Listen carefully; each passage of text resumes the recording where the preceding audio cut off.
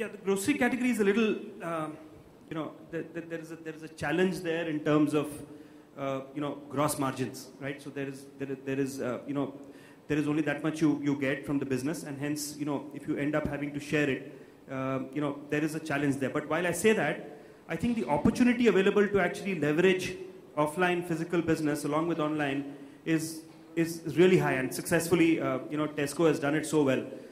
The problem is that the physical business, and the problem is really, I believe, is understanding the nuances of what the online piece needs, from a delivery perspective. And lot of times, we find that physical stores, are also online. They're also online, so they do.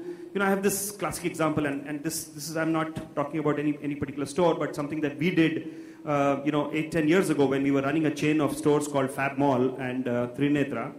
And we decided that we're going to have this facility available in the store that's going to allow people to call in, and we will deliver home, a very similar thing that online people do. And most often, I found that the phone only rings.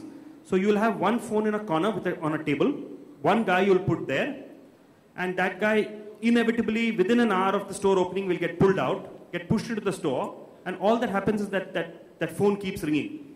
And that desk gets reduced to customers coming and leaving their stuff there and saying just deliver it home. Well, that's what we all the time felt was a big issue, because if you combine volumes, you need to cater to them. Inventory has to be available. You can't just say that what's there in the store is what you can actually pick up and sell.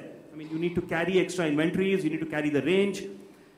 Fruits and vegetables in the online space, in the physical space, typically constitutes 8 to 10%, including, say, fresh. It's 30% online. So there are differences, that one needs to cater to. And if that happens, I think there's a great opportunity.